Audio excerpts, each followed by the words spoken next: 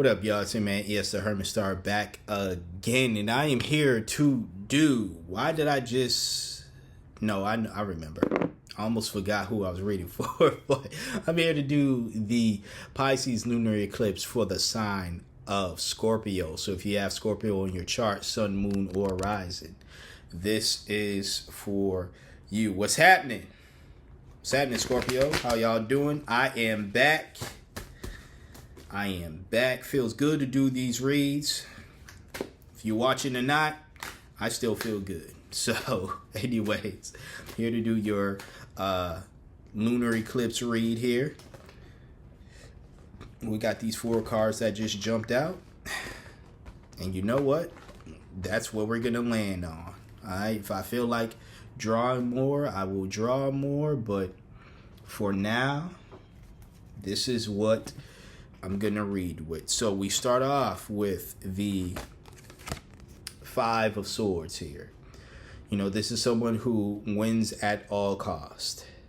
And, you know, this is someone who can also try to use intimidation to get a win.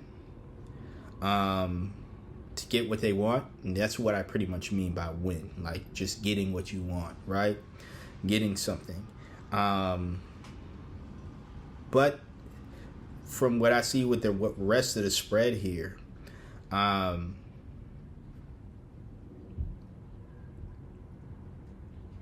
don't think it's gonna, you know, being in this energy is go as well as you probably were hoping it would. You know, I might have to pull more cards because I'm a little confused if I'm being honest with you. But your next card is the Death card, you know. Now, I have to say this because I just feel as though I got to clarify. The Death card in tarot does not mean a literal death. It doesn't mean that, you know, with this you ended up killing somebody and they're going to get their get back and they kill you, you know. If I was, you know, one of those dramatic lying-ass tarot readers that y'all be watching anyways, I would tell you that. But the truth is, you're not going to die. At least not soon. And I hope you don't die soon. All right? And I hope if you could live forever, that you live forever, Scorpio. But this is a death of more so like an ego death. Death of way of being, a way of thinking. It's more so of a spiritual, like a personality death, really, rather than it being a physical, again, death, right? And maybe this is you killing off the individual who is cutthroat, the individual who is somebody who feels like you need to be in this energy in order for you to win, right? You know, that could be it. But like I said, I am in a way like a bit confused on what's going on here with at least the 4 cards you have right now. It's because you have the Star in reverse. It's coming to me now. It's slowly but surely coming to me. All right, well, I'm gonna go with the flow. The Star in reverse is someone who is discouraged, someone who doesn't shine, right? And I feel like, one, I don't feel as though that you should. I feel like you or a Scorpio out there is trying to live the bastardized version of what it means to be humble nowadays. People nowadays, because they done messed up every word out there, right? When they tell someone to be humble, not everybody is meaning this, but when they tell someone to be humble, they're saying you should not fully express yourself. Because when that individual is saying that to you, what they're really saying is, looking at you fully express yourself makes me feel insecure. So I'm going to tell you to be humble, because now I'm going to say something that makes you feel as though you're doing something wrong by living up to your fullest potential, being your fullest self, not toning yourself down, being a star essentially, right? And you feel like you had to, with that death card, it probably seems like you feel as though you had to kill that side of you in order for you to be liked, in order for people to accept you, right? Where it's like that, you being confident is not what needed to be cut off here. It's being cutthroat, it's being manipulative, it's being someone who again, is of this energy, this Five of Swords energy here, being a bully essentially, right? If you want to, in anything, be in this side of you, right? But I feel like you mistakenly, in my opinion, equated being this bully badass to being someone who is very confident, is very much a star, and it's like, no, it's actually like you being insecure. Bullies are insecure as fuck. Like we know this.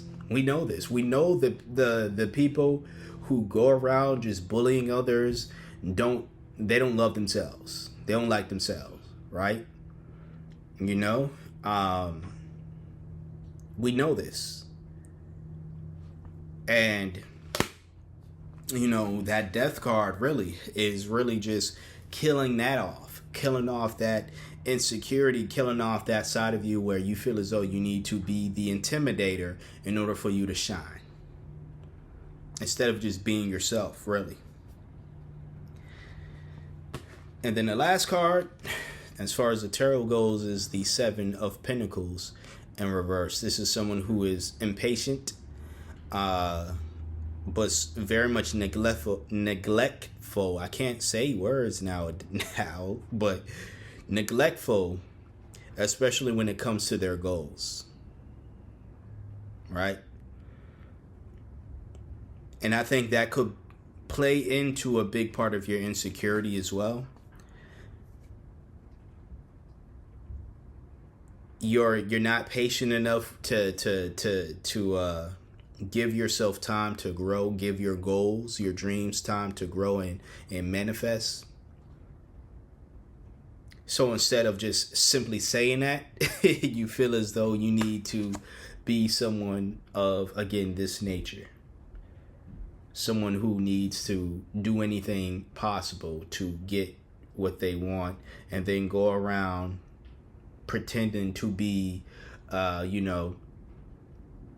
someone who is confident in your ability to even do things, where it's like, yeah, it's kind of easy to see where that insecurity is coming from if you gotta steal and rob and do dirty things in order to get ahead, or if you feel as though you need to do that to get ahead and you can't rely solely based on skill and not doing things in the wrong way, not being a dirty individual to actually achieve whatever you want to achieve, right? So it's like, really, that death card is just saying, like, you need to just dead all that, like, you understand that you are, the star card is still here, whether it's reversed or not. And I was saying this to Aries when I did their reading. You might have Aries in your chart. I did their reading Friday, right? I did their reading Friday, and they had the same thing, the star card in reverse. Totally different reading from this, but it still was on the vein of the star card was still in reverse. So, of course, it still meant the same thing in your reading as it did in their reading. Go check that out if you haven't. But I'm saying, like, the star card is here because it's whether it's reversed or not, that the opposing energy is here, meaning that you're still meant to stand out and shine. It's just you have to be honest with yourself, right? As I was saying with Aries, on the star card, the woman is naked. She's bearing it all. She's being herself, showing herself, right? And that's what you have to do right now too. Be yourself. Be patient with yourself. Be patient with your growth. But just if you really want to switch up this energy here within what you have here with these cards, it starts with you fully accepting yourself, all of you, you know, but the good especially. So yeah, that's what I have for you as far as the tarot goes. I think I got it. As far as the tarot goes, right? I don't feel the need to pull any more cards or ask for clarifications, but we'll see. We're about to get into the oracle now, but before I choose a card, I would like to remind you to please hit that like, comment, share, and subscribe.